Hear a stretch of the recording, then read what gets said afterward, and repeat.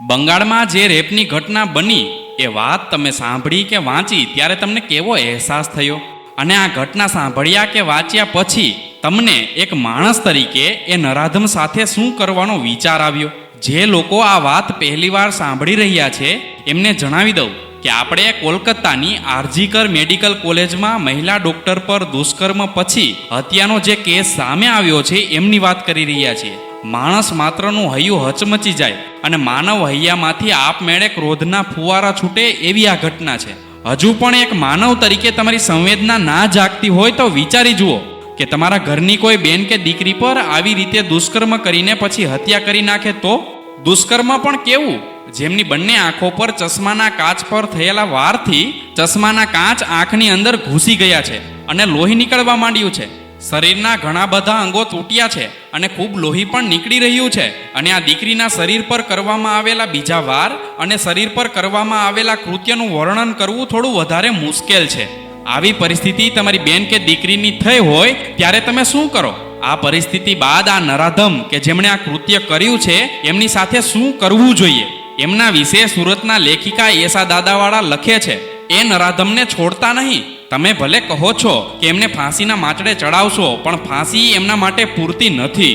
જુઓ ને, નિર્ભયાના ગુનેગારોને અપાયેલી ફાંસીનો ખોફ બંગાળ સુધી ન જ પહોંચી શક્યો ને.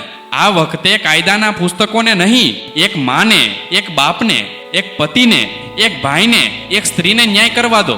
ગુનેગારો પકડાય એટલે સૌથી પહેલા એમને મેદાનમાં વચ્ચે ઊભા રાખજો. આખા દેશમાં એનું લાઈવ ટેલિકાસ્ટ કરજો. જાહેર રસ્તા ઉપર મોટા મોટા સ્ક્રીન મૂકજો.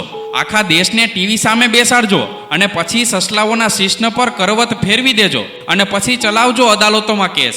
નિર્ભયાને ન્યાય મળતા 7 વર્ષ લાગ્યા. હવે બંગાળની આ દીકરીને ન્યાય આપવામાં આટલા વર્ષો ન જ લાગવા જોઈએ. ન્યાય એવો હોવો જોઈએ કે નરાધમોના શરીરનું એક એક અંગ પણ ધ્રુજી ઉઠે. આ નરાધમોને અદાલતમાં ઊભા કરો ત્યારે સૌથી પહેલા ગળું ખોખારી અને એમને કહી દેજો કે રાષ્ટ્રપતિને દયા અરજી કરવાનો તમારો અધિકાર પેલી દીકરીની સળગતી ચિતામાં ભસ્મ થઈ ગયો છે. અને પ્લીઝ એવી ઘટનાઓ અટકાવવા છોકરાઓને સારા સંસ્કાર આપવાની કે સ્ત્રી સન્માનની ભાવના કેળવવાની સુફિયાની સલાહો આપતા જ નહીં. એ કામમાં નહીં આવે. આપણે છોકરીઓનું બુલિંગ નથી અટકાવવાનું, આપણે તો બળાત્કારો અટકાવવાના છે. બળાત્કારો તેમજ સામૂહિક બળાત્કારો કરનારા વિકૃત હોય છે અને એમને રોકવા સંસ્કારની નહીં પણ સાયકિયાટ્રિસ્ટની જરૂર પડે છે. આવા નરાધમોને સારા વિચારોની નહીં પણ કપાળના બંને છેડે ઇલેક્ટ્રિક શોકની જરૂર છે. ઈશ્વરે આવા નરાધમોના શરીર ઉપર શિશ્ન નામના અંગને ભૂલથી ઉગાડ્યું હોય છે અને આપણે સૌથી પહેલા ઈશ્વરની આ ભૂલને સુધારી લેવાની છે. બંગાળની દીકરીના દિવંગત આત્માને શાંતિ અપાવવી હોય તો હવે હાથમાં મીણબત્તીને બદલે તલવાર પકડવી પડશે. આ દીકરીએ અનુભવેલી પીડાને શાંત પાડવી હશે તો હાથમાં પકડેલી એ તલવારને ઉગામવી પણ પડશે. એ દીકરી જે ચીસો નથી પાડી શકી એ ચીસો આપણે બધાએ ભેગા મળીને પાડવી પડશે, અને એ પણ માઇક્રોફોનમાં. ન્યાય મીણબત્તીઓથી નહીં મળે, એના માટે સરેઆમ જાહેરમાં ચિત્તા સળગાવવાની જરૂર છે. આ વાત એસા દાદાવાળા લખે છે. અને એક વ્યક્તિ તરીકે મારું તો આ સરકારને એટલું જ કહેવાનું કે આવા નરાધમોને કોર્ટ કચેરી કરતા પબ્લિકને સોંપીને ન્યાય આપો. કેમ કે આપણે દુષ્કર્મો કરનારા લોકોને પોષવાના નથી, રોકવાના છે. અને એસા બહેન લખે એમ એમનો ન્યાય મીણબત્તીઓથી નહીં મળે, એમના માટે સરેઆમ જાહેરમાં ચિત્તા સળગાવવાની જરૂર છે.